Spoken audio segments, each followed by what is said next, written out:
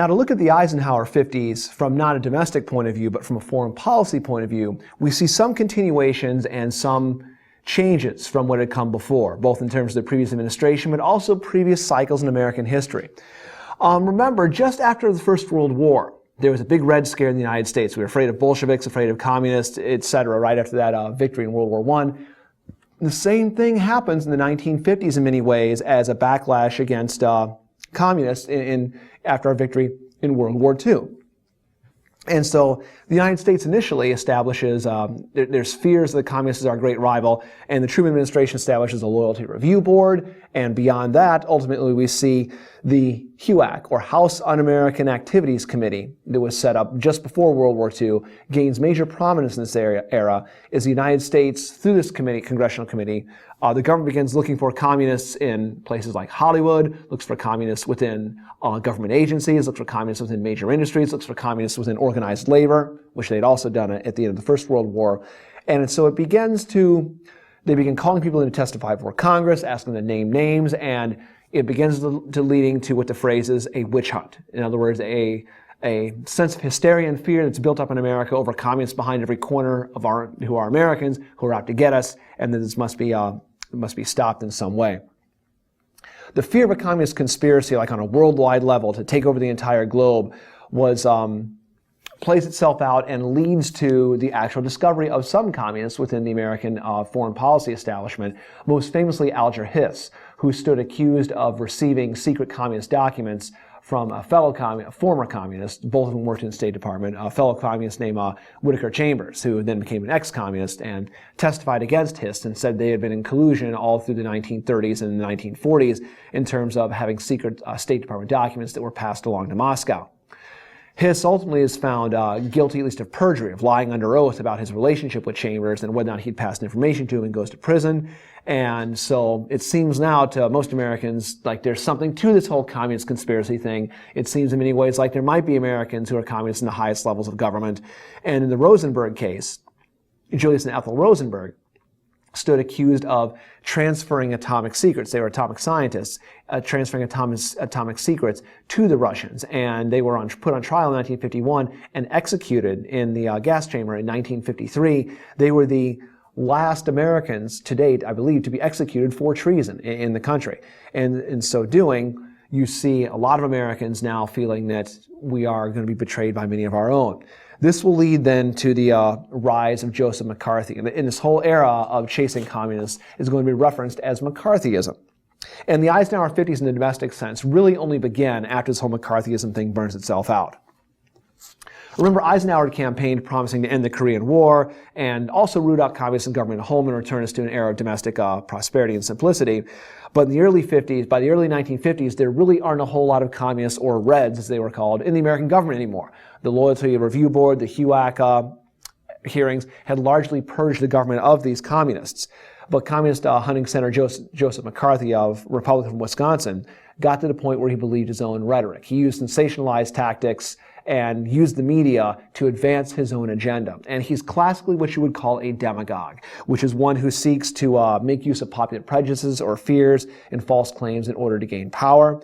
And so McCarthy took on the role of a pure crusader, and he attacked the State Department, Hollywood, the armed services, and in Congress he attacks, and the administration as well. But by this point in time, the administration and Congress are no longer in Democratic hands, they're in Republican hands. So McCarthy is attacking his own political establishment as well, sort of loses sight of his objectives in many ways in the pursuit of sensationalism, the pursuit of power, the pursuit of these communists that he cannot find.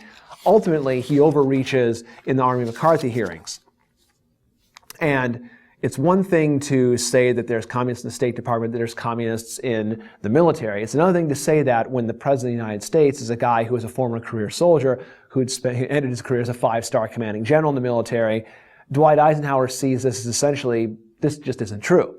And as such, in the Army McCarthy hearings, which were nationally televised, some of the first real government hearings to be televised, McCarthy's bullying and tactics were exposed, and he comes off as more of a goon to the American public and sort of a thug. And he loses his audience for this, as the country loses its appetite for it. And he's ultimately censured by the Senate and sort of dies dies as a guy who's lost his following, lost his constituency. But the damage McCarthyism did to people's reputations and to also the Democratic Party sort of looking over its shoulder, always feeling they're going to be portrayed as being soft on these issues of foreign policy, that's going to stay with us. And it's going to play many ways into the feelings of why the Democratic Party does what it does in a foreign policy sense in Vietnam, responding to what they see are domestic pressures at home of being, soft on foreign policy issues.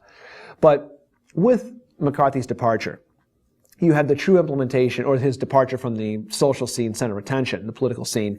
You have the emergence then of Eisenhower's true foreign policy, which is not about witch hunting communists at home at all. In fact, he wasn't really part of any of the McCarthy hearings. He didn't like what was taking place with it. But you have to move to John Foster Dulles, Eisenhower's Secretary of State, and what they both called the New Look. And essentially what it is, it's a structured and thought out nuclear policy. It's a marriage of foreign and defense policy in a way that hadn't been done yet.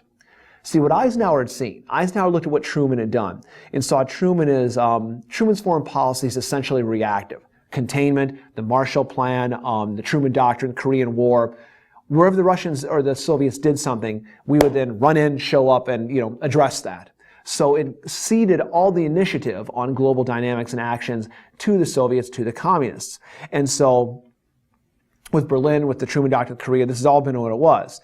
And so Eisenhower saw Harry Truman, Dean Acheson as having no coherent or down-the-line long-term plan. It's just putting out fires.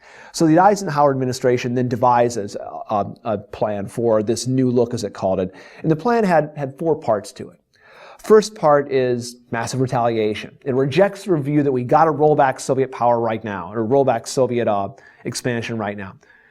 Eisenhower figures the Soviets will only expand where they see an example, or where they see an opportunity to expand. They won't expand if it's going to lead to their own catastrophe, their own destruction. So as long as we possess a sufficient second strike nuclear capability, the Soviets will be deterred. And so this is what Eisenhower called, and Dulles called, massive retaliation. Should the Russians make a move, should they attack, they can rest assured that we will have enough nuclear weaponry left to obliterate them as well. And so it should keep them in their place as not wanting to extend too much and try to aggressively, actively expand on the map, because we would be ready for, militarily, nuclear-wise, ready for anything that they were going to do. Second of all, this policy saw nothing as being more important than for the United States to have allies. The more of them we have would translate into a freer world. But along with this went the idea of conventional forces as being bad. Conventional forces that could be deployed to places like Korea, places like Vietnam later on. If we have lots of them, Eisenhower and Dulles feel the Soviets might think we might actually use them instead of our nuclear weapons. So having a big conventional military force might actually invite or attract Russian expansion, because the Russians could say, well, the Americans just come with their military, they won't come with their nuclear weapons and missiles. So he says the Eisenhower policy is about getting what they called more bang for the buck. They wanted to emphasize nuclear capabilities and nuclear weapons in this whole massive retaliation model, which we would call all or nothing, or this notion of brinkmanship. Bring the world right to the brink of nuclear war, no matter what the episode or incident is. And the Eisenhower administration team believed this was actually the best way to keep the Russians still, keep the Russians in their place. The thing they would understand would be nuclear force in an obliteration type model that they would understand. They would get that. And as such, they would not seek to extend.